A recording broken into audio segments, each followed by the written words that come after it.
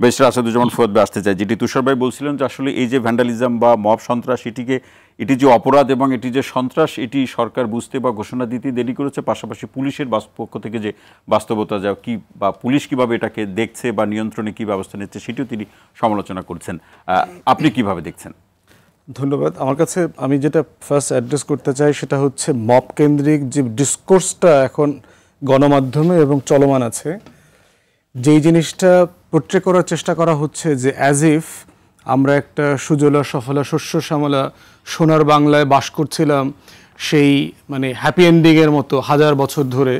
Suddenly গত বছর August মাস থেকে এই অন্তর্বর্তীকালীন সরকার ২৪-এর গণ অভ্যুত্থানের কারণে দেশবাসী সব অভদ্র হয়ে গেছে এবং সাডেনলি তারা সবাই নাগরিক থেকে মবে পরিণত হয়ে গেছে। একটা মবক্রেসির রাজত্ব কায়েম হয়েছে অন্তর্বর্তীকালীন সরকারের নেতৃত্বে।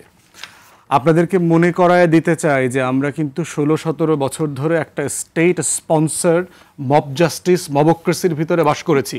এক্সাম্পল দেই, দেশের সবচেয়ে বড় রাজনৈতিক দল বিএনপির সেক্রেটারি মির্জা ফখরুলকে রাস্তায় জামা কাপড় খুলে পুলিশ পিটায় নাই। এই বাংলাদেশের সোনার বাংলার পুলিশ জয়নাল ফারুক সংসদের হুইপ ছিলেন, তাকে রাস্তাঘাটে জামা কাপড় খুইলা পুলিশ পিটায় নাই, ছাত্রলীগ পিটায় নাই। মাহমুদুর রহমান আমার দেশের সম্পাদক হাজিরা দিতে গেছেন যশোর কুষ্টিয়া কোনো জায়গাতে, ওনাকে ছাত্রলীগ আদালতে গিয়ে পিটায় নাই। আপনি কি মনে করেন সেগুলো কি বাহবা পেয়েছে? সেগুলো তো সমালোচনার, আপনারা আলোচনা করেন নাই সেই দিন বাংলাদেশের গণমাধ্যম মবক্রেসির ডিসকোর্স নিয়ে কথা বলে নাই। আমি আপনার পার্টিকুলার ফ্যাক্টে আমি পরে আসতেছি। আপনার ডিসকোর্সের ক্রাইসিস কোথায়? এরপরে দেখেন বিএনপি চেয়ারপারসনের অ্যাডভাইজার প্রফেসর মাহবুবুল্লাহ, বিশ্ববিদ্যালয় টিচার, ওনাকে কোর্টে জামা কাপড় খুলে আওয়ামী আইনজীবীরা ছাত্রলীগ হেনস্থা করে নাই। আমরা প্রত্যেক দিন গত ১৬ বছর পড়ি নাই যে ছাত্রদল শিবির সন্দেহে ক্যাম্পাসে ছাত্রলীগ পিটায়া পুলিশে সোপর্দ করছে। পুলিশের আগে পিছনে হেলমেট বাহিনী ছাত্রলীগ বিএনপি জামাত শিবিরের মিছিল মিটিং এ অ্যাটাক করছে। প্রশ্ন হচ্ছে এখন যা হচ্ছে মোটেই না, শেষ করতে হবে, আপনি বোঝেন, আমি কনক্লুশনে চলে আসবো। তাহলে প্রশ্ন হচ্ছে ডিসকোর্স ইজ এ প্রবলেম্যাটিক। আজকের গণমাধ্যম থেকে পুরো নাগরিক সমাজ যে আলোচনা করছে, এই আলোচনাটা ১৬ বছরে ডিসকোর্স আকারে দেখি নাই। মবক্রেসি কখনো অ্যাকসেপ্টেবল হইতে পারে না একটা নাগরিক সমাজে। কিন্তু প্রশ্ন হচ্ছে যে এই মবক্রেসিতে তো আমরা গত ১৬-১৭ বছর ছিলাম, বাস করেছি। রাষ্ট্রযন্ত্র থেকে ডিজিএফআই এনএসআই যে জাস্টিস করেছে, এটা মব জাস্টিস না? রাতের বেলা বিএনপি জামাত শিবির তুলে এনে হাওয়া করে দেওয়া। প্রশ্ন হচ্ছে এই ধারাবাহিকতায় সাডেনলি একটা গণ অভ্যুত্থান হয়েছে, এর মানে কি আমরা সব ভদ্র হয়ে গেছি? আমরা ফেরেশতা হয়ে গেছি সাডেনলি? ইবলিশ শয়তান ছিলাম গতকালকে, আজকে সব ফেরেশতা হয়ে গেছি? না, হই নাই তো।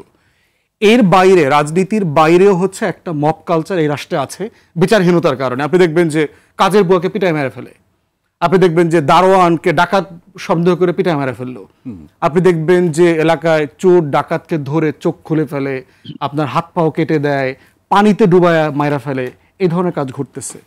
তাহলে সোসাইটিতে দেখতে হবে যে এই সিচুয়েশনগুলো বিরাজ করছে, এর কারণ কি পলিটিক্যাল? এর কারণ কি স্টেট সিস্টেম্যাটিকলি ওয়াইড স্প্রেডলি এগুলোকে প্রমোট করছে? কারেন্ট অ্যাডমিনিস্ট্রেশনকে সেটার জন্য রেসপন্সিবল কিনা?